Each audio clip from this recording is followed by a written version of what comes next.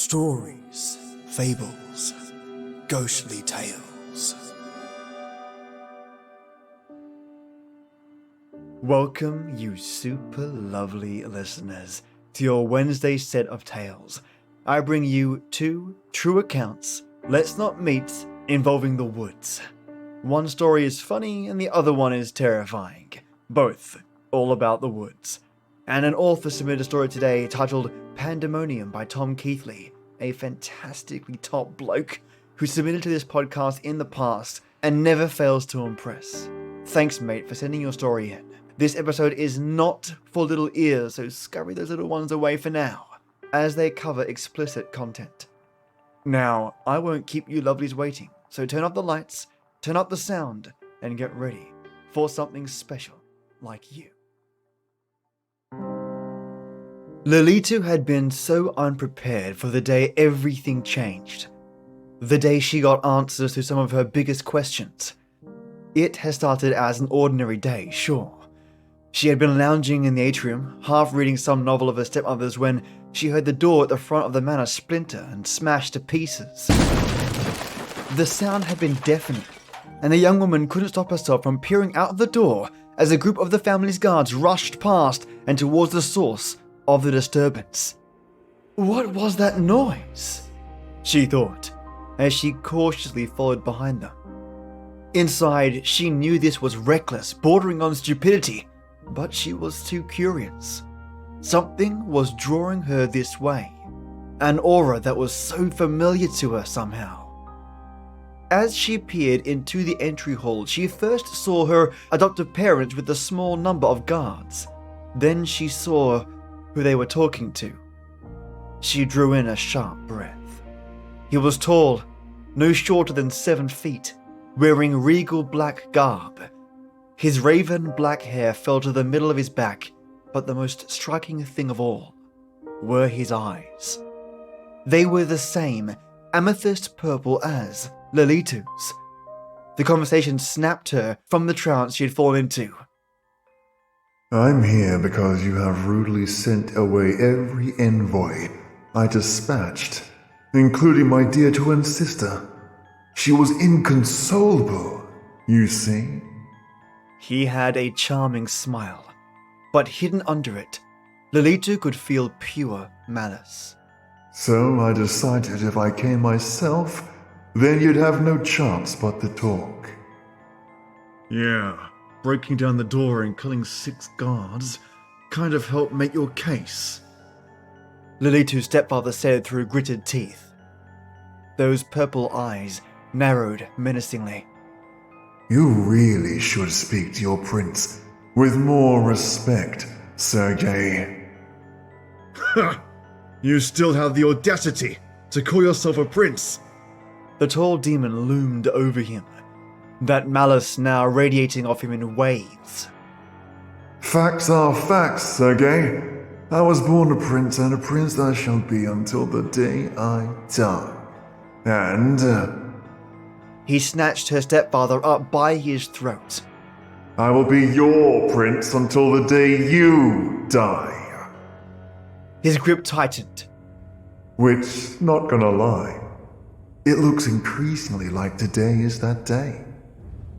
Then, he noticed her, watching silently from the door. Lolitu had a complete air of calm about her. The demon tilted his head as he let Sergei slip from his grasp and land roughly on the floor. There she is, He said as he walked towards her. Who are you? She asked in a calm voice. I feel like I should know you, but I don't. She bit her lip nervously as she shuffled her feet.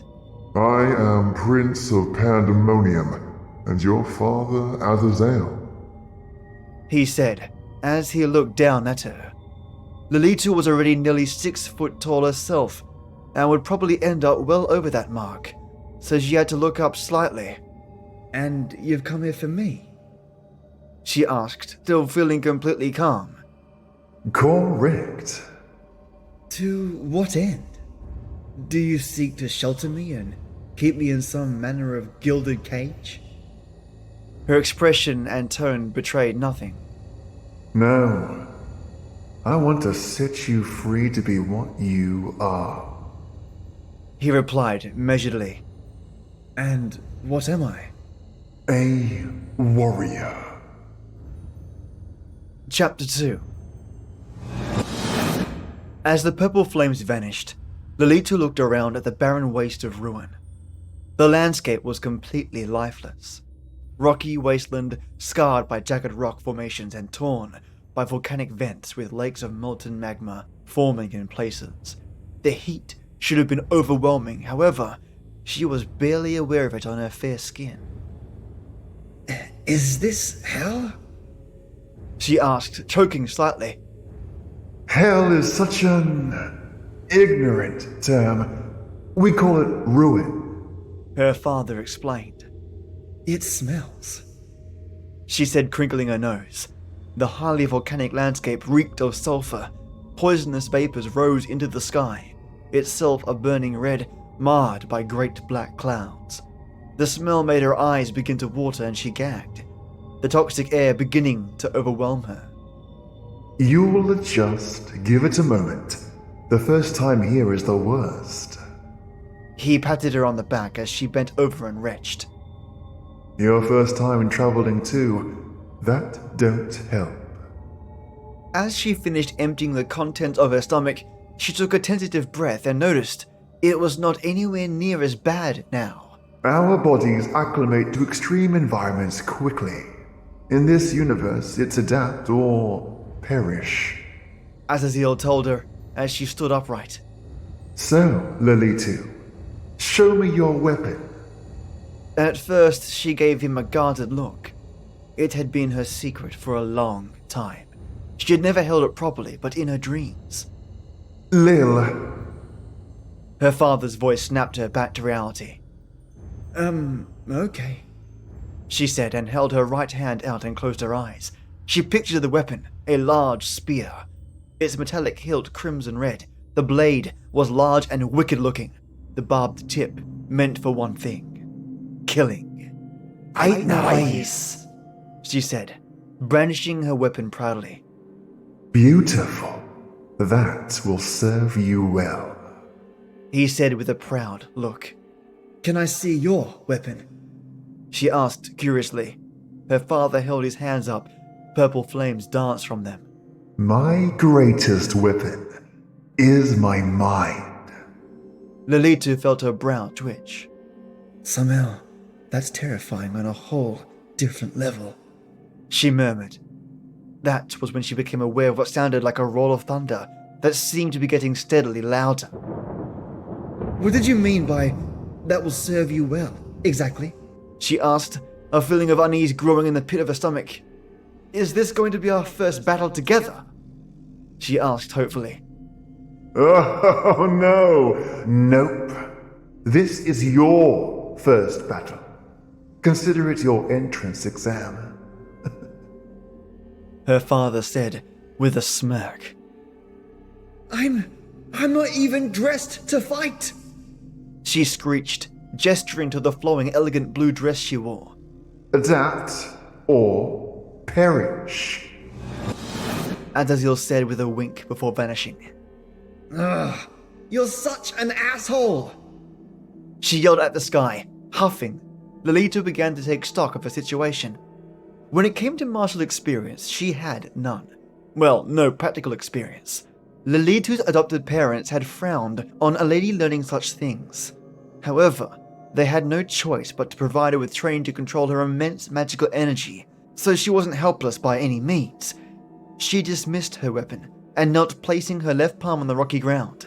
The redhead grinned when at several points along the terrain in front of her, multiple glyphs flared to life, then faded from perception. Good. Part 1 is ready. The horde was approaching fast. From what her ears could discern, there were about 300 of them, and they were far from any kind of organized or professional army. Great, bunch of hick-ass wannabes. Probably call themselves some kind of militia, Lolita thought with a sigh. She hopped up on a tall boulder and sat, getting comfortable as the approaching band of ne'er-do-wells came into view. Laying on her side with her back to the mob, she propped her chin on her fist and waited on the group to come upon her. It didn't take the rabble long to spot the gorgeous redhead perched on the boulder, lounging without a care. Hey! The presumed leader shouted to her. You one of them there rebels? Oh, god damn it! He even has the vernacular. This is going to be a long day. She rolled to her other side and stared down blankly. Whatever do you mean? Are you implying that I look like some indignant, incommodious peasant? Her voice full of incredulity. Well... The leader, a squat man that looked almost as much beast as human, took a step back. No, actually, you're quite the posh cunt, now that you mention it. He said, with a sigh. Lolita removed one of the ribbons from her dress and tied her hair back in a sloppy high ponytail. I'm going to enjoy this far more than I should, she said as she fussed with first her hair, then her dress. What the hell are you going on about? One of the men shouted up at her. She snapped her fingers and the glyphs concealed on the ground flared to life under the feet of the majority of the militia. They collectively howled as flames began to consume them until not even ashes remained. The few survivors, including the short leader, looked at the barren ground where their comrades once stood, then slowly looked up at Lilitu, now standing and brandishing her spear. I'm going to start beating you now. It's probably going to be a while before I finally kill you. Her violet eyes flared dangerously as she leapt from the boulder. Then demons screamed first in terror, then in unimaginable pain.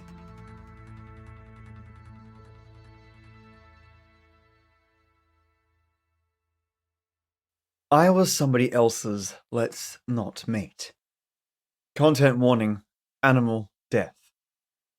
This was pretty horrifying when it happened, for everyone involved, but enough time has gone by now that I can laugh about it. So here goes. I was in my second year of university. My flat was near a quiet road surrounded by woodland, so we'd occasionally see roe deer and other wildlife roaming around. We weren't that far from the campus, but it was still pretty out of the way.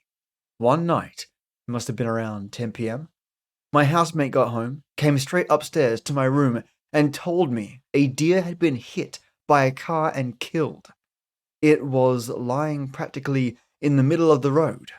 There weren't many streetlights, so it posed a serious risk to any drivers who might not see it in the dark. It could flip up and go through someone's windscreen, or cause them to swerve into a tree. We considered calling campus security to come and remove the deer, but we knew it would take them a while to get there. So we figured we might as well try and move it off the road and onto the pavement. I grabbed some heavy-duty plastic garbage bags, and my housemate brought a torch. When we got to the place where the deer was, I gingerly put my hand on her neck to check that she was definitely dead. I almost screamed when she suddenly came to life, flailing her legs out and thrashing and making the most god-awful groaning noise. It was like a horror movie jump scare. We were both very shaken, though thankfully out of kicking range. After that last outburst, the deer unfortunately did pass away, though I think we were both secretly relieved that we didn't have to put her out of her misery ourselves. Killing a half-dead animal with a rock was very much not on my 2018 bucket list. No cars had come by yet, so between us, we were able to wrap the deer in garbage bags and lift it. Once we had it up, it seemed stupid to just dump it there, on the pavement, when the woods are right next to us. We decided to carry it a bit further out and leave it at a sheltered woodland area. I know how dumb it sounds, but at the time, it seemed perfectly sensible. You can probably guess what happened next. We'd been walking for a couple of minutes. The bag was leaking blood from the deer's hind leg, and it was genuinely just a pretty messy business. We were talking as we went, and I said something about how I hoped she hadn't suffered too much. and how we needed to find an out-of-the-way place to drop the corpse, etc. What we did not know is that not far away, just out of our line of sight, was a guy out for a late-night smoke.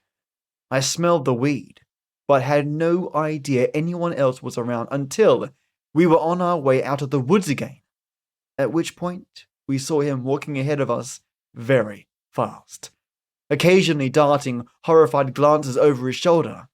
He was as white as a sheet.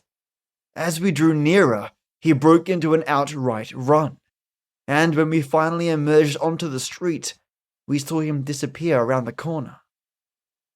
I can only imagine how freaked out he must have been.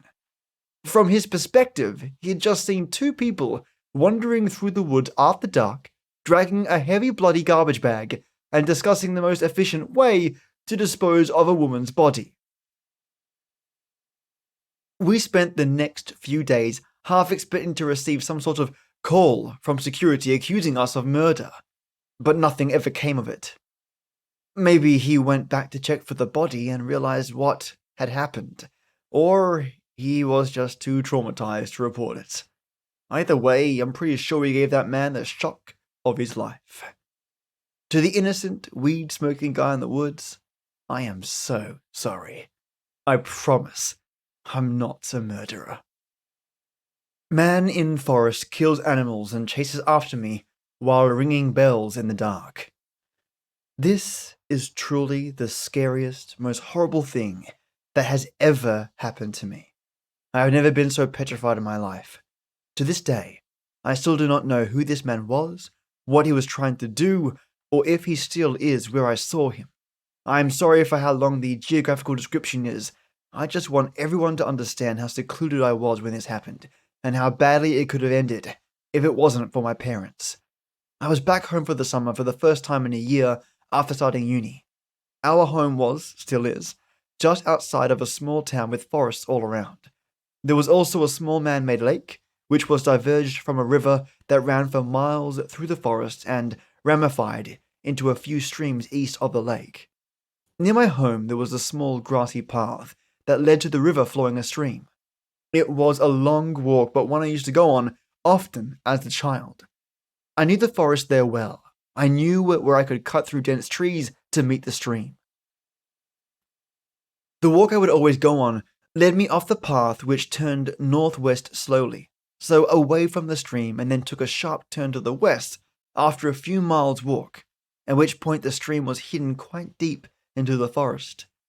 I'd continue to walk north and follow the stream through the forest to get to the river, then follow the river west to get to the lake. It's easy to get lost in this forest because the terrain isn't just a slope down to the water. It goes up and down, and you end up completely surrounded by trees. I spent many days wandering around there alone, or with my dad, over the span of 18 years, never saw anybody else in the forest. I went there twice that summer, both times alone. The first time, I left in the morning. I walked along the pathway from the stream to the sharp bend that cut back into the forest. I reached the stream after an hour or so. As I was running my hands in the water, I heard a bell from far away coming from the north. Something was making a bell ring fervently and periodically, which I found strange. I listened well, wondered if it was a lost hunting dog, and started moving towards the sound. Yeah, I bloody know I'd be the first person to die, but I was heading north anyway, so what the hell? I realized it couldn't have been an animal. I could tell the bell was too heavy, because of how clear the sound was to be on a collar. I kept moving and the bell was moving away from me. It stopped completely, though, after 5 minutes. The stream wasn't big enough or strong enough to carry a bell. That could have been enclosed in a tin or something, and the river was too far still. I thought of everything, but nothing explained the sound, apart from one obvious thing, which I still didn't feel comfortable with for some reason. I knew it had to have been a person. I stopped thinking about it and just walked on normally, until I found a badger, a blooming dead one, carefully decapitated. It had obviously been done with a knife, and it was fairly fresh. The body was still limp and there wasn't too much smell coming from it. The wound was full of maggots, but I knew that happened soon after exposure. The sound of the bell had been following the stream, so had I. So, the badger was put there, maybe killed there, at least decapitated while I was walking that way. I suppose. Don't really know. Nothing else happened that day. 1 week later, I went back for the second time that summer, and the last time ever. I left home around 6 p.m. I made it to the stream, then walked to the river in an hour, then decided to go back the way I came because it was getting late, and it was raining quite heavily. The sun set around 9 p.m. I was walking as fast as I could. The sound of the rain in the trees was surreal and loud. I was somewhat trotting with my head down for a while through the clearest and most open part of the forest, when I bumped into something heavy. The smell was sickly. It was the decomposing body of the badger with its head strung to its front paws. That area looked a bit like a ham because of the way it was tied, just swinging from a tree. Like an almost literal load of bollocks, it was this putrid bag of stench, wet and dripping green liquid. I started gagging. I had some sort of mucus-textured fluid in my hair. It was repulsive. At first, I just stared at it, slightly gobsmacked. Then, I started fidgeting violently because I felt like I was drenched in its juices. I was soaking from the rain. My senses became confused. It felt like a bucket of ice water had been thrown over me when I realized that I walked the same way to get to the river, so someone had strung up the body after I'd passed it on the way there. Someone knew I'd see it. So, was someone watching me and running around the forest with a faint sound of branches breaking around me was not animals? I looked around and started jogging. I was half running, half walking away from the stream back towards the path for a while when I heard the bell again. I proceeded to call my dad while running. I told him to meet me on the path where it sharply turns west. It was the closest part of the path to me, to go as fast as he could, and that someone was in the forest. I can't explain the feeling I had. It was like I just shit out my intestines and stomach. I literally felt the hairs on my neck raised despite being soaked. It was dark. I jogged as fast as I could. I was panicking because the path was still a bit far away, just too far to feel safe. It was still raining. Every single sound was muffled. I felt like everything was further away than ever before. The bell went on for way longer than the last time, on and off. I felt like it was surrounding me at one point. The fear combined with my compromised hearing, and the fact that I couldn't flip and breathe properly, was making me slightly lose my sense of direction. I was automatically heading southwest, but I wasn't really sure what I was even doing. I was breathing like a goddamn horse, coughing my lungs up, kind of crying out aloud. Like a toddler does. Tripping over leaves and twigs like an idiot. I stayed on the phone with my mum, who was on her way with Dad. I kept hearing sounds that I wasn't sure what they were. My mum was screaming on the phone at the same time that they were on the path, that I needed to run, that my dad had gotten out and was heading east from the path bend. I was terrified, so I went into survival mode. I was doing the half-running, half-speed-walking thing again because I was out of breath. Then I heard branches break, clear footsteps for the first time from down in the forest, and the bell ringing louder. I didn't want to, but I looked over my shoulder. That's when I saw what was in the forest with me. A tall figure, creeping in my direction at the very end of the clearing, ringing this bell slowly in front of his stomach. I could tell he was staring straight at me. Now, I don't know if I had a hidden secret sprinting ability or instinctual adrenaline-induced superhuman powers, but when I tell you I ran for my life, I feckin' didn't look back once. I screamed as much as I could. I lied.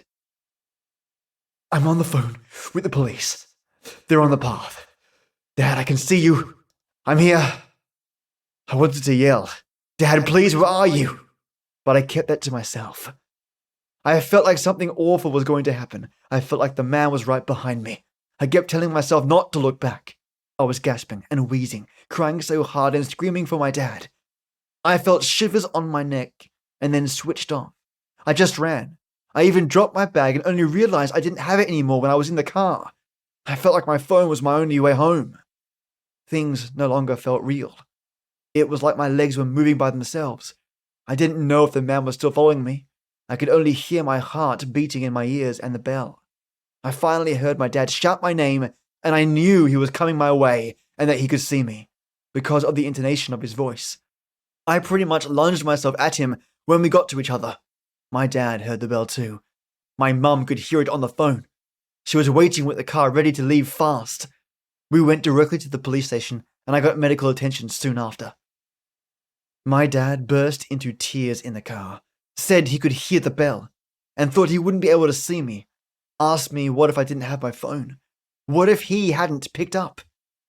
They were almost as terrified as me because they witnessed everything through the call. They could hear me trying to run, and they could hear the danger. They just couldn't see it. The police couldn't really do much. They searched the area, and the only thing they found was a folded t-shirt placed under a rock. I didn't really question that at the time. And my bag was not recovered. They said it was probably some homeless man living in the forest, but failed to realize what could have happened if my dad didn't know the part of the forest like I did and where to find me. I'm not blaming anyone. The entire thing was my fault. There are just so many what-ifs. I want to believe it was just someone who decided to live in the woods and hunt or something. Maybe they were a bit mentally unstable, and they felt angry that I came into their territory. But what if it was more insidious? The way he moved towards me was abnormal. It was perverse because of how slowly he was ringing the bell. It's like he had me trapped.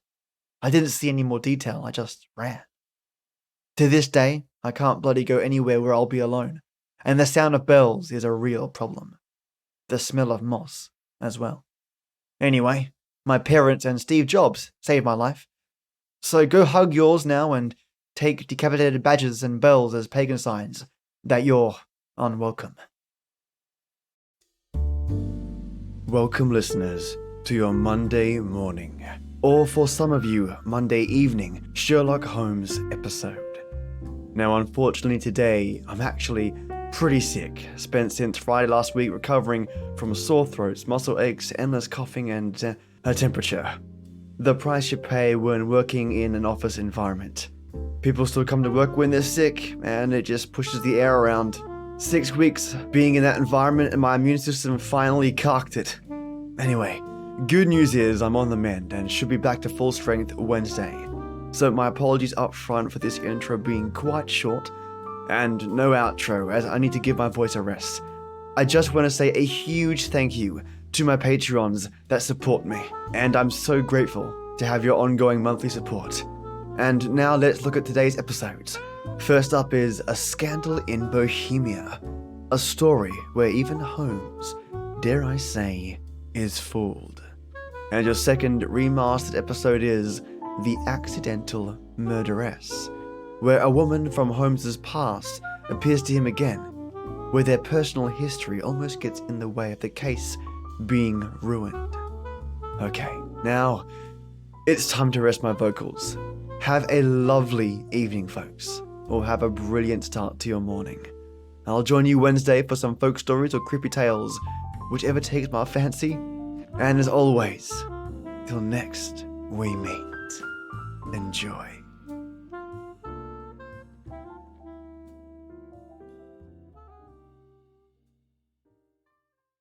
Good evening, Dr. Watson. Good evening, Mr. Bartell. You're quite muffled up tonight, I see. Overcoat, scarf, and gloves. Slip 'em off and come and join me by the fire. Thanks, Doctor. Quite a nip in the air tonight. Yes, there is indeed. Well, Doctor, you told us last week that tonight's story centered around the activities of a brilliant and beautiful woman. Yes, my boy. Her name was Irene Adler. But I never knew Holmes refer to her by any other name than the woman. She sounds mighty intriguing. How did you happen to meet up with her? Well, I'll tell you the story from the beginning. One night, it was on the 20th of May in 1888, to be exact, I was returning home from a visit to a patient when my steps led me through Baker Street. Since my marriage, I hadn't seen much of Sherlock Holmes. And you couldn't resist stopping by at 221B, I'm sure, Doctor. Of course I couldn't. As I stood outside the well-remembered door, I looked up at the lighted windows and saw the tall, spare figure of my old friend, pass twice in dark silhouette against the blind. He was pacing the room swiftly, eagerly, with his head sunk on his chest and his hands clasped behind him. To me, who knew every mood of his and habit of his attitude and manner told their own story. He was hot on the scent of some new problem. I rang the bell, and a few moments later found myself standing before him. You look in splendid shape. Yes, Holmes, I'm feeling very well, thanks. And in practice again, I see. You didn't tell me that you'd gone back into harness. Oh, how did you know? Elementary, my dear chap. If a gentleman walks into my rooms smelling of iodoform with a black mark of nitrate of silver on his right forefinger and a bulge on the left side of his hat to show where he's secreted his stethoscope, I should be dull indeed if I didn't pronounce him to be an active member of the medical profession. Just the same as ever, Holmes. By the way, I'm not interrupting you. Well, you are, old fellow, but it's a most welcome interruption. You're working on a new case? It looks like it. This letter arrived by the last post today. It's undated and has neither signature nor address. Read it. Let's have a look. There will call upon you tonight at 7:45 a gentleman who desires to consult you upon a matter of the very deepest moment. Your recent services to one of the royal houses of Europe have shown that you are one who may safely be trusted. This account of you we have from all quarters received. Be in your chamber, then, at that hour, and do not take it amiss if your visitor wears a mask. God, it's all very mysterious. What do you imagine it means? Look carefully at the note, old fellow. What do you deduce from it? Well, now, let me think. The man who wrote it was presumably well-to-do. Such paper couldn't be bought under half a crown a packet. And it's peculiarly strong and stiff. Peculiar. That's the very word. It's not an English paper at all. Hold it up to the light. Don't you notice anything? Yes. A large E with a small G and a large G with a small T. That's right. Woven into the texture of the paper. What does that suggest to you? The name of the maker, no doubt, or perhaps his monogram. Not at all, my dear fellow. The G with the small T stands for Gesellschaft, which is the German for company. And the EG? That stands for Igria. Yeah. It's a German-speaking country in Bohemia, not far from Carlsbad. Oh, so the paper was made in Bohemia. Undoubtedly, my dear fellow. And the man who wrote the note is a German. How do you know that? Observe the curious construction of the sentence. This account of you we have from all quarters received. A Frenchman or a Russian could not have written that. Hmm? It's the German who is so discourteous to his words. Oh, there's your client now. I better go home. No, unless you have to. Well, I could stay. I thought that Then perhaps stay, old chap. I'm lost without my Boswell, and this promises to be interesting. I told Mrs. Hudson to let the masked visitor come upstairs unannounced. Come in. Good evening, sir. You received my note? Yes, indeed, sir. Come in, won't you, and sit down. This is my friend and colleague, Dr. Watson. You may say anything before him that you can say to me. Whom have I the honor to address? You may address me as Count von Kram. How do you do, sir? You must excuse this mask that I wear. The august person who employs me wishes his agent to be unknown to you, and I may confess at once that the title by which I have just called myself is not exactly my own. I'm well aware of that fact, sir. You see, Mr. Holmes, the matter I am about to discuss implicates the great house of Ormstein, hereditary kings of Bohemia. That has not escaped me either, sir. In fact, if you will state your case, I shall be the better able to advise you. Your Majesty. How did you... Yes. Yes, I am the king. Why should I attempt to conceal it? Why, indeed? I shall remove the mask. There. Mr. Holmes, I have traveled incognito from Prague for the express purpose of consulting. Then pray consult. Briefly, the facts are these. Some 5 years ago, during a visit to Warsaw, I made the acquaintance of the well-known adventuress Irene Adler. Irene Adler. We know of her, Your Majesty. Look her up in the index for me, will you, Watson? It's right beside you on the desk there. I imagined that the name would not be unfamiliar to Here you. we are. Abrahams, Acton Green, Hatchet Murders. Adler. Splendid, old fellow. Hand me the file, will you? Thank you. Irene Adler, born in New Jersey in the United States in 1858, contralto. Prima donna Imperial Opera of Warsaw. Retired from the operatic stage, living in London. Quite so. And here's a recent notation. Your Majesty, as I understand, became entangled with this young person, wrote her some compromising letters, and is now desirous of getting those letters back. Precisely so, but how did... Was there a secret marriage? None. No legal papers or certificates? No. Then I fail to follow, Your Majesty. If this young lady should produce her letters for blackmailing purposes, how is she to prove their authenticity? There is the handwriting. That could be a forgery, Your Majesty. But it was private note paper. Stolen. My own seal. Imitated. My photograph. Bought. What? We were both In the photograph. Oh, dear, that's very bad. Your Majesty has indeed committed an indiscretion. Did you inscribe the photograph, Your Majesty? Yes, Dr. Watson, I'm afraid I did. Gracious me. Mr. Holmes, it must be recovered. Perhaps if you were to pay enough, the photograph might be bought. She refuses to sell. Stolen, then. 5 attempts have been made. Twice burglars in my pay ransacked her house. Once we diverted her luggage when she traveled. Twice she has been waylaid. There has been no result. Oh, dear. It's quite a pretty little problem. It is a deadly serious one to me. Your Majesty, what does Miss Adler intend to do with the photograph? To ruin me. Oh, how? Well, I'm about to be married to the second daughter of the King of Scandinavia. She is the soul of delicacy. A shadow of a doubt as to my conduct would bring the matter to an end. And Irene Adler threatens to send the photograph to your fiancée, I suppose. Yes, and she will do it. Rather than let me marry another woman, there are no lengths to which she would not go. Are None. you sure that she's not already sent it, Your Majesty? I am sure. Now, why, Your Majesty? She said that she would send it on the day my betrothal is publicly announced. That day will be next Monday. Splendid. Then we have still 3 days yet. Your Majesty will, of course, stay in London for the present. Certainly. You will find me at the Langham Hotel, registered as Count von Kram. Just 2 questions before you leave, sir. What are they? Is the photograph large or small? Quite large. And it was in a heavy frame. I see. And what is Miss Irene Adler's London address? Brioni Lodge, Serpentine Avenue, St. John's Wood. Thank you, Your Majesty. Good night, and I trust we shall soon have some good news for you. I am placing all my hopes in you, Mr. Holmes. Good night. Good night, Dr. Watson. Good night, Your Majesty. Fascinating problem, Holmes. I wish I could help you with it. You can, my dear chap. Huh? I shall be glad of your company. Oh, splendid. What's our first move, Holmes? Well, a good night's rest, I think. We'll meet here at 10 o'clock tomorrow morning. And then? Then, my dear fellow, we will see what we can find out about Miss Irene Adler, late of the Warsaw Imperial Opera Company and at present residing at Briony Lodge, Serpentine Avenue, St. John's Wood.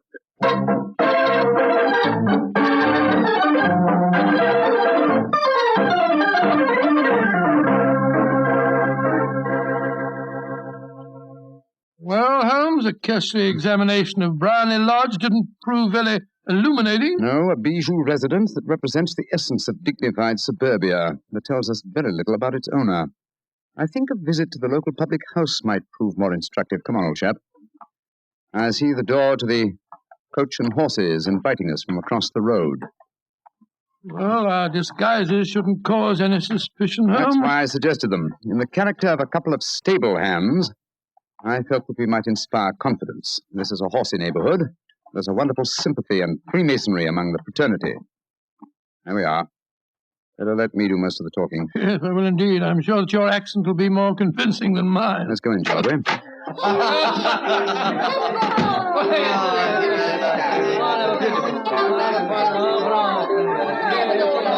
Well, what'll it be, mateys? Half of Oldham Mile, please. How about you, Charlie? All ever say? Yeah, 2 halves of Oldham Mile.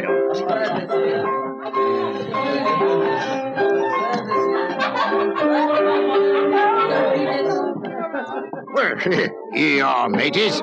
That'll be a tenner. Have a drink with us, Governor. Well, don't mind if I do. I'll have a Guinness. You blokes new round here? Yes, that's right. Came over from Clapham. Clapham, eh? Well, here's looking at you. Hunting for jobs? That's right. We was told that Miss Adler across at Briony Lodge needed a new coachman and a groom. Well, it's the first I've heard of it. It might be true. Have you been over there to ask? No, not yet. We thought we'd find out something about the old girl first. She ain't no old girl, matey. She's the prettiest young thing you ever saw under a bonnet, and that's a fact. You know her, Governor? Why, of course I know her. Used to drive her carriage, I did. Before I came to work here. Oh, what's she like? Oh, nice little lady, as you'll find, chum. Work you hard? No. She lives quiet like. Goes out singing at concerts once in a while. The rest of the time it's money for jam. She goes out for a drive in the park every day at 5 and comes back to dinner at 6:30. The rest of the time's your own. She ain't married, you say? No. But she's got a bloke what comes to see her all the time. He's a barrister. Nice gentleman. Mr. Geoffrey Norton is his name. Good-looking fella. Wouldn't be surprised to see him get spliced. Sounds like a cushy job to me. Come on, Charlie. Let's get over to the house and see what's what. Much obliged to you, chum. Well, good luck, mateys, and thanks for the guineas.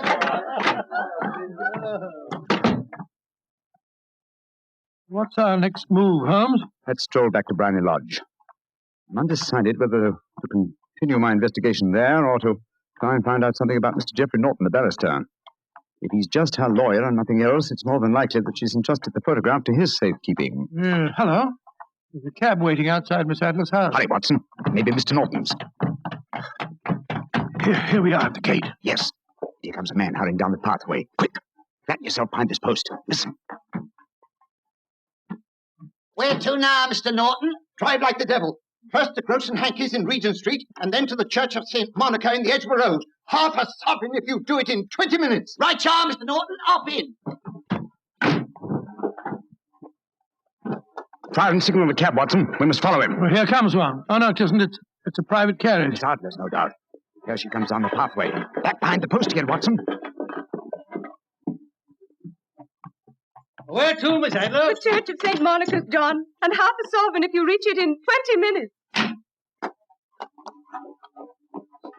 The game's afoot, Watson. Quick. We must get a cab and follow them. Here comes a hansom. Hi, cabby, cabby! Here. You blokes got enough money to take a cab? Here's a half sovereign for you, my man. Right you are. Where to, Governor? The Church of St. Monica in the Edgware Road, and another half sovereign for you if you get us there in 20 minutes.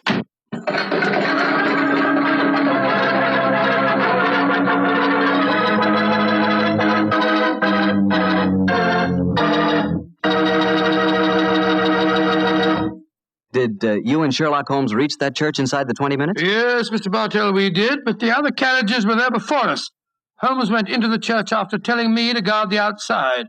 I must have waited for 10 minutes or more before Mr. Geoffrey Norton and Miss Adler came out, spoke a few words to each other, and then left in their separate conveyances.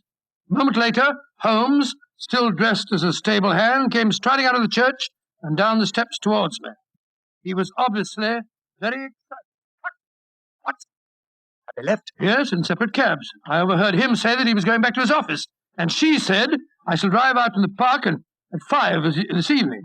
Splendid, old fellow. Then come on, we can return to Baker Street. What happened inside the church, Holmes? They were married. Married? Of course. The ceremony would have been illegal if it had been performed after noon. That accounted for their wild dash to the church. Jump into the cab. Where to now, Governor? 221B Baker Street. Oh, so they got married, eh? Yes, and it may amuse you to know that I acted as witness at the ceremony. Oh, you did? But how did that happen?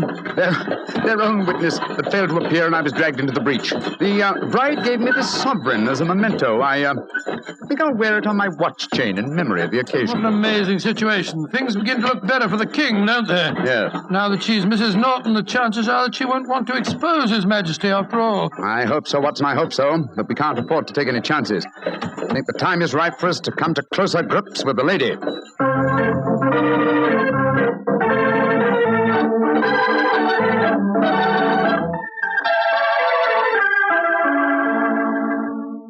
Well, Holmes, now that we've eaten, perhaps you'll tell me your plan. With pleasure, my dear fellow. And while I'm so doing, I'll proceed with applying the makeup for my new disguise. Another disguise? What's it to be this time? I think the character and appearance of an amiable and simple-minded nonconformist clergyman would be most suited to my plan for entering Miss Adler's house. Oh, you're going to try and enter, then? I must, dear fellow. Yes, I'm sure the photograph is there. Miss Adler, or rather Mrs. Norton, will return from her drive in the park at 6:30. We must be at Briny Lodge to meet her. And what then? You must leave that to me. I've already made my arrangements. There is only one point on which I must insist. You must not interfere, come what may. You understand? I'm to remain neutral. Yes, there will be some small unpleasantness. Don't join in it. Will end in my being conveyed into the house. As soon as I'm able to, I shall open one of the windows. You're to watch from the outside. When I raise my hand, you will throw an object which I shall give you through the window and at the same time cry, fire. Follow me? Entirely, but what am I to throw? Oh, it's nothing very formidable. Here it is. Looks like a great big cigar. What is it? Just an ordinary plumber's smoke rocket, fitted with a cap at each end to make it self-lighting. Your task is confined to throwing it through the window. When you raise the cry, fire, it will be taken up by quite a number of people. You then walk to the end of the street, and I'll rejoin you in 10 minutes. I hope I've made myself clear. Perfectly. Good. And now, old fellow, as soon as I've donned my clerical attire, let's be on our way. There's no time to be lost.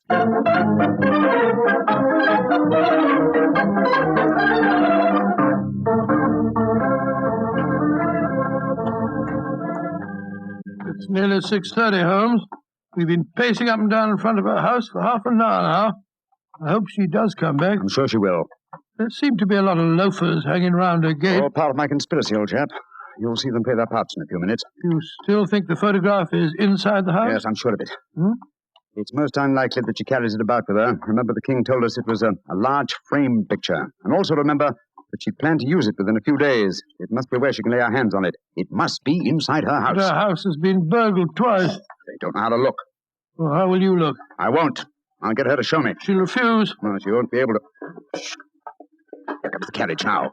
Remember, Watson, carry out my orders to the letter. Yes, you can trust me, Holmes. Limey, here comes the Duchess of Tiddlewigs. Let's put out the carpet. She might get her tootsies wet. Oh, put a sock in it, Elfie. Leave him alone. She's no better than she ought to be. Please let me through. I live here. Well, ain't that nice? We'll all come in and have a cup of cocoa.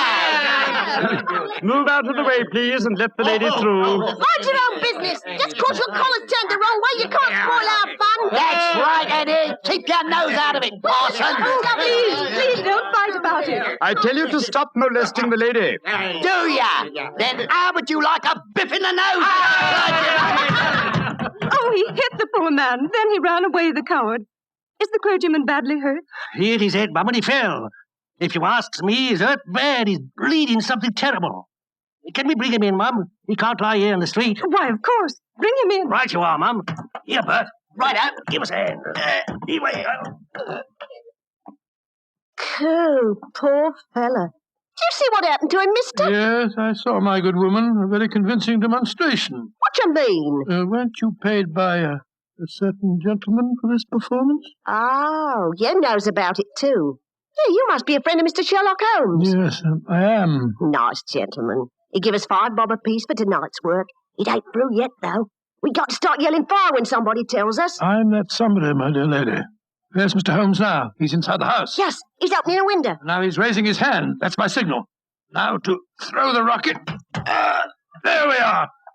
Fire!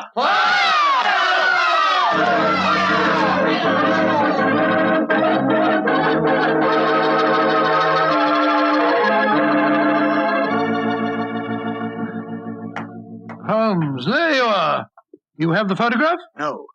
I know where it is. She showed me, as I told you she would. I'm still in the dark. There's no mystery, old chap. When my accomplices started around the street, I had a little moist red paint in my hand. As my good friend Alfie pretended to strike me, I clapped my hand to my head and fell down. It's an old trick. Yes, I understand that, but how did my throwing the rocket help you? It was all important, my dear fellow. When a woman thinks her home is on fire, her instinct is at once to rush to the thing she values most. A married woman grabs her baby. An unmarried reaches for her jewel box. In this case, of course, it was the photograph. Where was it? In a recess in the living room, just above the right-hand bell pull. I caught a glimpse of it as she half drew it out. When I made it known that the fire was a false alarm, she replaced the photograph.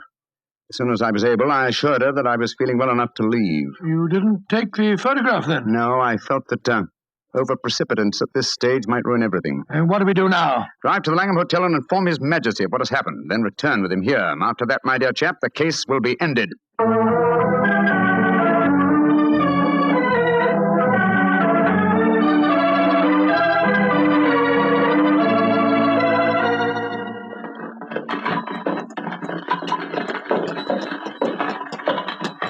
This is Brownlee Lodge now, Your Majesty. I'm all impatience. You're certain this photograph will still be there, Mr. Holmes? I have every reason to believe so, Your Majesty. I must confess, this is going to be something of an ordeal. Then I suggest that you let me do the talking, Your Majesty. I think I know how to handle the lady.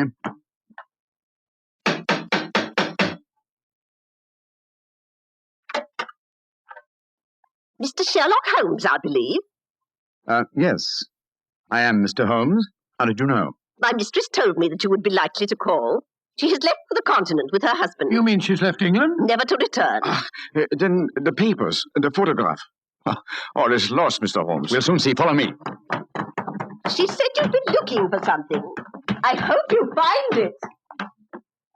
This was the bell, Paul. There's a sliding panel behind it somewhere. Ah, here it is.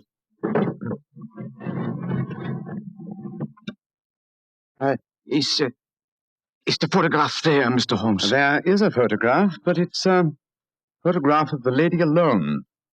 Here's a letter, and it's addressed to me. What's it say, Holmes?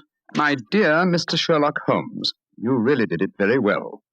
Until after the fire alarm, I had no suspicion. But then, when I realized how I had betrayed myself, I began to think.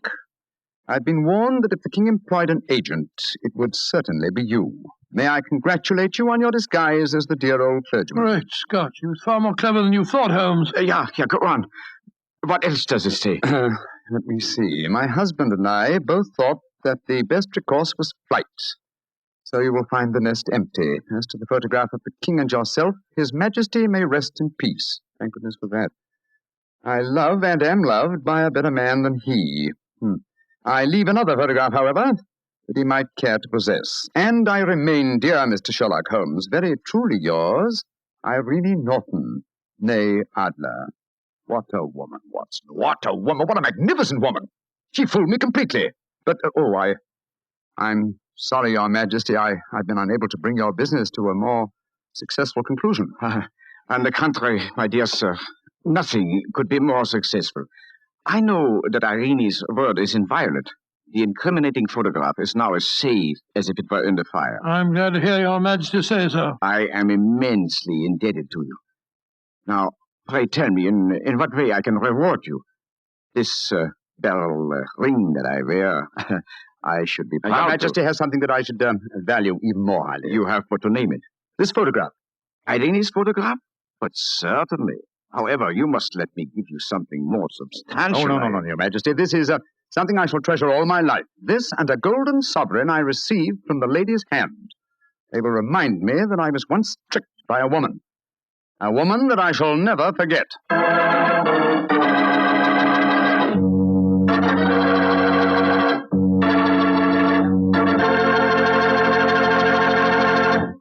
What a woman, that Mrs. Adler. Or should I say, Mrs. Norton. That's the kind of woman I could really go for, Doctor. Yes, you could. Just between ourselves, you know, I sort of could go for her myself. She was intelligent. Yes, she was rich. Beautiful. That's the kind of woman you want sitting next to you in front of a cozy fire on a nippy fall night. Just the three of you. The three of you? Mm-hmm. You, she, and a glass of Petri port. Mr. Bartelli. Why not? That Petri California port is some wine. Why, that Petri family really knows how to make good wine, all right. And no wonder. Look at all the experience they've had. Ever since they started the Petri business way back in the 1800s, the Petri family has handed down from father to son, the art of selecting perfect sun-ripened California grapes and making them into clear, fragrant, delicious wine. Those letters, P-E-T-R-I, on the label of every bottle of Petri wine are the personal assurance of the Petri family that every drop of wine in that bottle is good wine. It's got to be, because Petri took time to bring you good wine. Good evening, Doctor. Good evening, Mr. Bartell. If you've bought a victory bond, you're welcome. I have, Doctor. Take equal parts of beautiful English countryside and black villainy. Mix them, add a dash of romance, a sprinkling of danger, season well with the usual theatrical condiments, and you have the case of the accidental murderess. Sounds like a tasty dish. How did the story begin, Doctor? In 1895, Holmes had just concluded his famous investigation of the sudden death of Cardinal Tosca, an inquiry which was carried out at the express desire of His Holiness the Pope. And in consequence, the great man felt that a couple of weeks' rest in the heart of Warwickshire would be a pleasant change after our rather strenuous adventures in Italy. And so, Mr. Bartell, we went to Stratford-on-Avon. Oh, the home of Shakespeare, huh? Quite right, my boy. As a matter of fact, that was the reason that decided us to go there. Holmes was a great lover of the drama, you know, and at the time my story begins, the Shakespearean festival was in full swing. For the first week, life there was calm and peaceful. During the daytime, we visited the local places of interest, such as Anne Hathaway's cottage and Shakespeare's birthplace, and the evenings found us at the theatre. It was on a Tuesday, I remember, during our second week's stay, that the trouble began. Holmes and I had gone for a walk through the nearby forest of Avon. He was in unusually good spirits that morning, and there was a distinct, as he said... Watson, for once I begin to wish that I were a man of wealth. Oh, and what makes you say that, Holmes? The beauty of this place, old fellow. I'm perfectly certain I'd be happy in retirement here. It's rather depressing to think that in a week or two the sordid necessity of making money will demand my return to Baker Street in a world of criminals. No, I must say that in an environment like this, it is a little hard to think of crime. How does the old saying go? Where every prospect pleases, and only man is vile. Yes, but Shakespeare puts it even better, old chap. Oh, really? What's he say? Well, surely you remember the speech in As You Like It. We saw the production 2 nights ago. Oh, I don't remember the speech. How did it go? In this setting, it's really remarkably apposite. Are not these woods more free from peril than the envious court? Here feel we but the penalty of Adam, the season's difference. Don't you remember? Sweet are the uses of adversity, which like the toad, ugly and venomous, wears yet precious jewel in his head. And this our life exempt from public haunt finds tongues in trees, books in the running brooks, sermons in sins, and good in everything. I would not change it. Upon my soul, you read that much from the fellow on the stage the other night. Don't tell me I adopted the wrong profession, Watson. Oh, dear me, wait a minute. Path seems to end here. Nothing but dense trees ahead of us. There's another path over there. I think it leads down to the river. Then let's follow it. The Avon is always... Great Scott, that was a... Holmes! Holmes, you hurt? Yes, I think I am. Bullet hit my shoulder. I think it's only grazed it. Well, get off your coat quickly. Let's have a No, look. it's only a scratch. First, let's find out where it was fired from. I heard the thud of a bullet in the tree behind me. Yes, here we are. Give me a penknife, old fellow, will you? There you are. Thanks. You suppose that shot was deliberate? Well, I can't imagine someone mistaking me for a rabbit, Watson. Uh-huh. Here's the bullet. Now, let me see. I was standing there. A line from this bullet hole in the tree to a spot where I was standing would indicate that the shot was fired from that cluster of trees over there. Come on, Watson. Let's see what a search discloses. Yes, I wish you'd let me look at that shoulder before you start galloping all over the countryside, Holmes. You're bleeding quite profusely. Oh, plenty of time to look at it when we... Hello. Look over there. A man and woman running towards us across the clearing. Yes, and carrying guns. Yes, it looks as if it was an accident after all. Was anyone hurt? Yes, sir. My friend was hit in the shoulder. Oh, how dreadful. It's not a bad wound, is it? Oh, it's only a scratch, madam, I hope. But the blood on your coat. Well, just, how did this accident happen, sir? Well, we were out rabbit shooting. I was teaching my wife to use a rifle. I saw a rabbit scurry across the clearing. I raised the rifle and fired. It seemed to me, Geoffrey, that as I did so, you jolted my arm. Yes, I'm afraid I did, Alice. I was going to fire too, but as I raised my rifle, I jolted your elbow and sent your shot wild. I can't tell you how sorry I am, sir. Here's my card. Of course, we'll take care of any expenses that may be entailed. Well, the first thing to do is to find out how much damage has been done. You'd better take your coat off, old fellow. I don't think I can. Oh, he's badly hurt. No, it's just that... The man's fainted. Oh, this is dreadful. I have a horse and trap down the road. Wait a minute. I must get him to a hospital as fast as possible.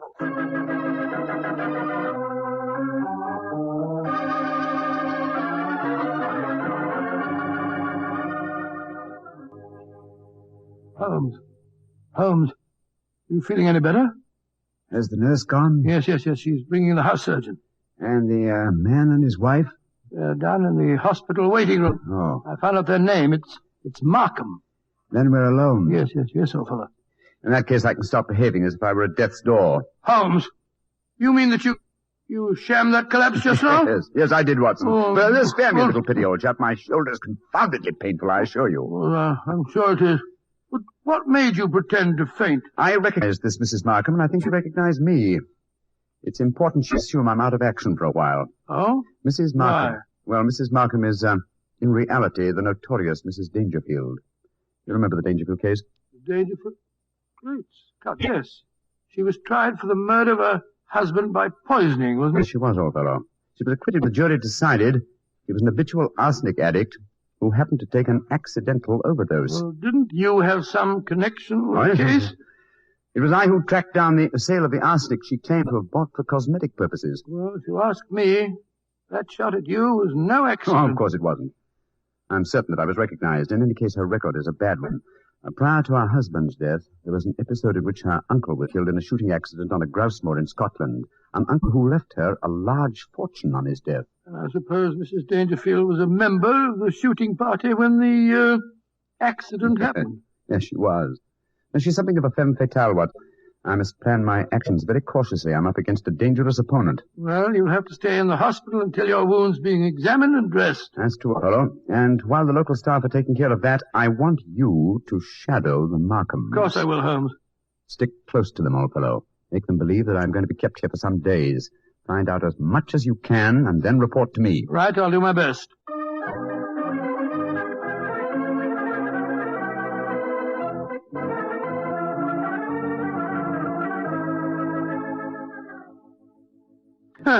It's awfully kind of you, Mrs. Markham, to insist on having me back to your house for lunch. My dear Dr. Watson, after injuring the famous Mr. Holmes, it's the least I could do. Of course it is. Geoffrey, dear, will you bring us some chef's day off, you know? Very well, Alice. Is anyone else coming to lunch? Only Dennis Romney. Oh, Lord, that fellow seems to live here. Well, I'll go and get the sherry. Sit down, won't you, Dr. Watson? Thank you, madam, thank you.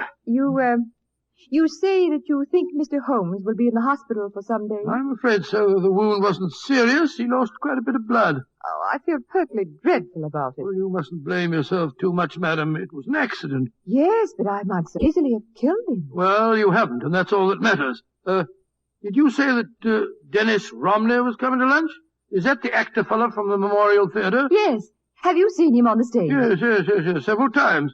Holmes and I have been going to the festival regularly since we came down here. A fine actor, isn't he? A shame they give him such poor parts. Well, it was really good. Imagine them letting that frightful Basil Grant play Hamlet last night. Dennis only played Laertes. Dennis is 3 times a better actor. I suppose he is. He's coaching me in acting. Oh, coaching you? Really? Yes, he thinks that I may be able to get small parts here next season. I've always had a great urge to go on the stage, but no one's ever encouraged me before. Oh, here's Geoffrey. This sherry's rather special, Doctor. Perez de la Frontiere, only a few bottles left. Oh, that's very nice of you, sir. Oh, that must be Dennis. I'll go let him in. We might as well have a drink. You'll find it'll help making this actor fellow more tolerable. I take it, Mr. Markham, that you're not an admirer of Mr. Dennis Romney. Can't bear him. He's always quoting Shakespeare and behaving generally as if he were another Irving. He's got Alice completely fooled. Here's a glass, Doctor. Oh, thank you, sir, thank you. Dennis, I want to introduce you to Dr. Watson. How do you do, Mr. Romney? How do you do, sir? Hello, Geoffrey. Want a glass of sherry? Thanks, that'd be very nice. Are you a disciple of the theatre, Dr. Watson? Well, hardly a disciple, sir, but I've been attending the festival during the last week. I enjoyed your performances immensely, if I may say so. Oh, you may say so, Doctor. Here's your sherry, Dennis. Oh, don't be cross with Geoffrey. And please remember that Dennis is our guest. Oh, it's all right, Alice. I know that Geoffrey's bark is a good deal worse than his bite. And what play are you appearing in tonight, Mr. Romney? King Lear. I shall once again portray the thankless role of the King of France. Well, that incredibly bad actor, Basil Grant, tears a multitude of passions to tatters in his rendition of Lear. Oh, horrible, horrible, most horrible. I thought his Hamlet was atrocious last night. Wasn't it? When he came to his final line, the rest is silence. It was as much as I could do to prevent cheering. I felt rather the same way when you were killed in the duel, Dennis. Oh, Geoffrey, you're being intolerably rude. Why don't you take Dr. Watson upstairs and show him your butterfly collection?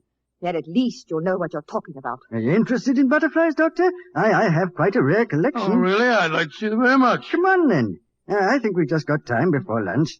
Try and bring yourself down a few better manners, Geoffrey, dear. I'm really quite an easygoing man, Doctor, but the arrogance of that fellow Romney infuriates me. Well, I must say he does seem to have rather a good opinion of himself. Don't put too much weight on that balcony rail. It's absolutely full of wormholes. Part of the attraction of an old house, my wife tells me. But I regard it as confoundedly dangerous. And this is my little museum. In these cases, I think you'll find some of the finest specimens of Lepidoptera you've ever seen. It's my hobby, and I may say that, with the exception of the Natural History Museum, I doubt if you'll find a finer collection. It must have taken you years to collect them. It has. Many years, many disappointments, and a great deal of patience. Look at this fella. He's my prize specimen, a North American monarch. North American monarch? Beautiful, beautiful. Yeah, isn't he? And this is an admiral. Yes, of course I know fairly him. rare. And this is a perfect bee-hawk moth. Bee-hawk moth. Here's an emperor. Ever see more exquisite markings? Well, never. Tell me, Mr. Markham, when you captured a butterfly, how'd you kill it without marking it in any way? With poison. Oh? What poison? Cyanide. Not arsenic? You heard me say cyanide, Doctor. The only reason I mention it is that a friend of mine collected butterflies once, and I'm certain that he always used arsenic to kill them. Why'd you keep talking of arsenic? You're trying to hint at something. No, my dear fellow. I was just curious, that's all. Yes. Trifle too curious, perhaps. There's the luncheon gong. Let's go downstairs again. I see, old man. I didn't mean to offend you. Sure, of course you didn't. But my nerves are a little on edge today. Must be that accident to your friend that's upset him.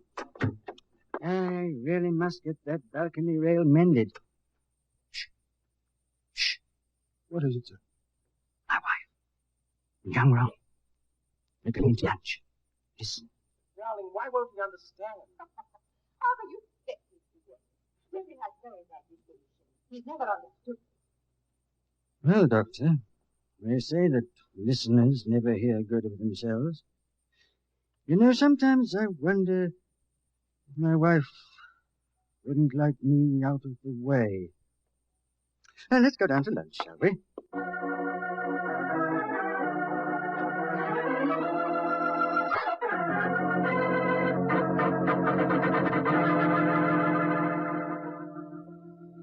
And so, Holmes, that's the story up to now. A very interesting one, too, Watson. So you think that Mrs. Markham is planning to kill her husband, eh? Oh, it's obvious. She's in love with the actor fellow, Dennis Romney. Her husband's in the way, and if she doesn't want to use poison this time, there's a perfect setting for murder in that crumbling balustrade on the landing. Mm-hmm. One push when he wasn't looking, and it'd be the end of him. And one could prove that she did it. A charming household. And Mr. Markham became very evasive, you say, when you mentioned arsenic. Yes, I said it deliberately, of course, to see how he'd react. If you ask me, he knows that his wife has arsenic in the house. He was trying to protect her. You've exerted your charm sufficiently to arrange to see them again, I trust. Well, yes, as a matter of fact, I have. They're taking a picnic tea and going boating on the Avon this afternoon. They asked me to join them. Of course, I agreed. I just rushed back here to the hospital to report to you first. You've done splendidly, Watson, splendidly. Oh, thanks so much, Owen. But I've been so busy telling you what I've found out that I haven't asked you about you. How are you feeling? Oh, I'm fine, old fellow, fine. What did the house surgeon discover? A very interesting fact. Look in the drawer beside my bed, will you? Great Scott, it's a bullet. A bullet that the house surgeon removed from my shoulder. But we found a bullet in the tree also. Precisely. Therefore, 2 bullets were fired. But good Lord, that means... It means, old chap, that we have a dangerous task ahead of us. Not to solve a murder, but to prevent one.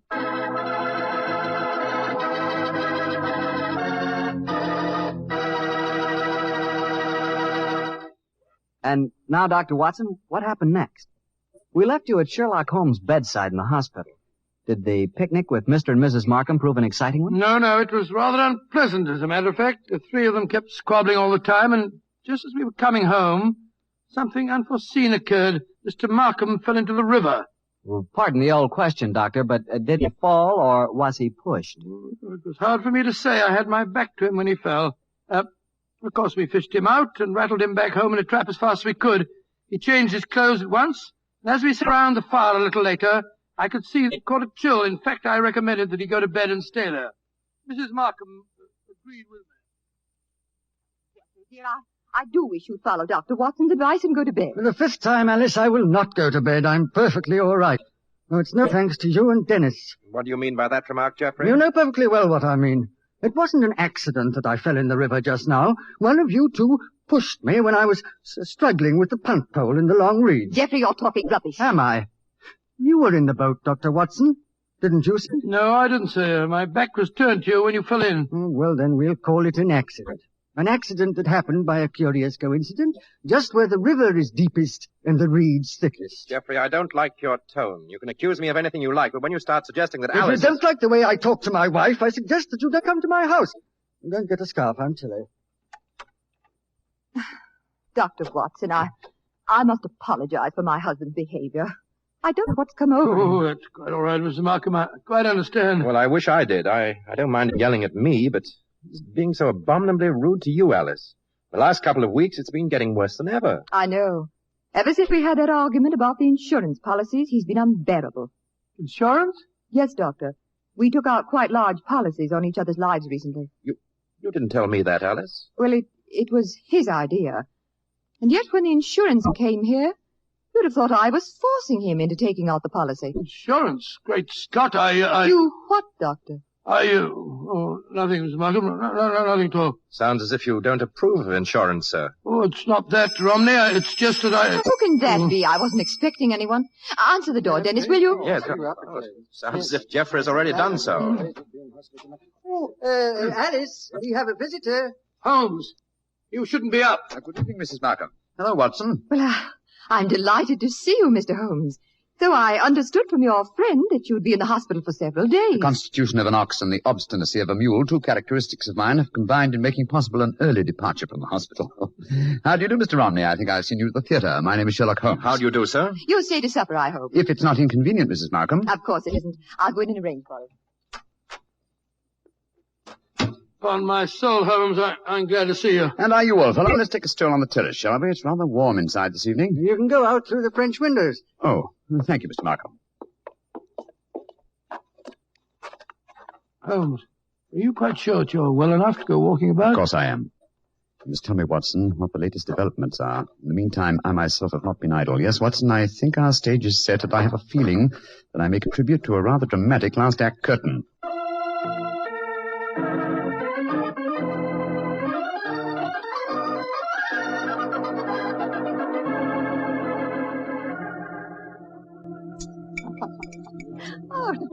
A delightful meal, Mrs. Markham. Oh, thank you, Doctor. Mr. Holmes, you're not eating very much. My appetite is a trifle jaded. The mental fencing that we have indulged in during the meal has been somewhat disturbing. I don't understand you. Oh, come now, madam. I know that you were once Mrs. Dangerfield, and you know that I know it. Why keep up the pretense any longer? Very well, Mr. Holmes. But we needn't converse in lowered voices. I'm sure that you've told Dr. Watson whatever there is to know, and perhaps more. I admire your courage, madam. Geoffrey, Dennis. Yes, sir. I want you to listen to this. Mr. Sherlock Holmes knows that I was once Mrs. Dangerfield. He's apparently under the impression that this is a dark secret of mine. Mr. Holmes, Geoffrey knew and loved me before I ever married Mr. Dangerfield. Of course I did, Holmes. He stood by me during the horrible trial after my first husband's death, and I told Dennis about the whole miserable business months ago. So I really don't see that you've uncovered any great secret. Not yet, Mrs. Markham, but I have a feeling that it's only a matter of moments. So you haven't got any secrets from Dennis either, eh? There's no need to shout, Geoffrey. And there's no need for Dennis to be in my house. Get out, Romney, and stay out. This business between you and Alice has gone far enough. I'll go when Alice tells me to. Well, if you won't go, then I'm not going to sit here. I'm going upstairs. You're shaking like a leaf, sir. You've got a fever. Don't you think you'd better go to bed? Mind your own business. Leave me alone. Mrs. Markham, I really think you should persuade your husband to go upstairs and lie down. Don't worry, Mr. Holmes. I know how to handle him. I'll take him up. Put an arm around my shoulder, Geoffrey. Come along. We should follow them, Holmes. They have to pass that crumbling banister on the landing. With him in that state, she might try to... What are you suggesting, Doctor? Come on, watch. Both of you. We can observe them both from the foot of the stairs here. They're on the landing. She's on the outside. Look. Markham stumbled against her. He's pushed her against the railings. Look out! Come on, up the stairs! Alice, are you all right? Yes, but Geoffrey tried to push me through the railing. That's a lot. No, it isn't, sir. The three of us were watching you from below. But the railing held. I don't understand. I can explain that, Watson. This afternoon, while you were all at your picnic, I came here with a local carpenter. You had informed me, old fellow, that it was the maid's day off, and I took the liberty of reinforcing that decaying woodwork. What the blazes do you think you've been up to, Holmes? Preventing murder, sir, and finding the true solution to the Dangerfield case. What do you mean, Mr. Holmes? The true solution? Surely it's obvious to you, Mrs. Markham. You have told us that your present husband loved you before you married Mr. Dangerfield. It was he who accidentally killed your uncle so that you might inherit a fortune. It was he who accidentally gave your first husband an overdose of arsenic. Arsenic that he obtained for the purpose of destroying butterflies. Yes, and it was he who tried to send you to your death by pushing you through those railings. And all the time, Mrs. Markham, I thought that you were the potential murderer. You fellows have got hold of the wrong end of the stick. All I've been trying to do is to... My wife was a murderess. Geoffrey, how can you say that? Markham, it's we. Just a moment, Mr. Romney. I'm not through with him yet. This talk is all very dramatic, Mr. Holmes, but I wonder how you're going to be able to prove Dr. anything. Watson, Mr. Romney, and I will testify to the attempt that you've just made on Mrs. Markham's life. Yes, and what about the attempt on your life, Holmes? Obviously, it was Markham who fired at you in the woods. But my wife has already admitted firing the shot. True, sir. But 2 shots were fired. The one that your wife fired, we found in the tree. The one that you fired was extracted from my shoulder in the hospital. Then the 2 shots were fired simultaneously. You remember, Watson, that I commented at the time on a curious echo. Mrs. Markham told us that her arm was jolted as she pulled the trigger. That was when the other rifle was fired. Mr. Markham didn't want me on the scene when he staged his latest accident, and so he tried to kill me. What kind of a devil have I been living with all these years? I think I'm going to kill you, Markham. Don't come near me. Keep him away from me. Leave him to the law courts, Mr. Romney. British justice may be slow, as indeed it was in the Dangerfield case, but in the run it is sure. Find that out, Mr. Markham, on the gallows.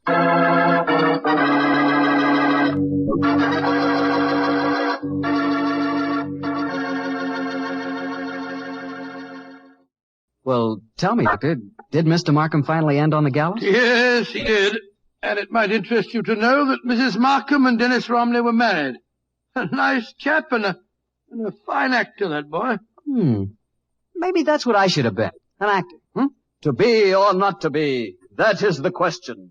It is noble in the mind to suffer. Well, what's the matter, Doctor? Don't you like it? The words are beautiful, but your delivery of them... Not good, huh? Not good, Mr. Bardo. Okay. I'd rather talk about Petri wine anyway. Now, there's something to really talk about. Petri wine. A wine with generations of winemaking behind it. That's a fact, you know. The Petri family started making Petri wine generations ago. Well, way back in the 1800s. So they've had the time to develop the art of winemaking, and they've been able to hand down that art from father to son, from father to son. Yes, the Petri family really knows how to turn luscious, sun-ripened California grapes into clear, fragrant, delicious wine. And those letters, P-E-T-R-I, on the bottle, are the personal assurance of the Petri family that every drop of Petri wine is good wine. It's got to be. Because don't forget, Petri took time to bring you good wine.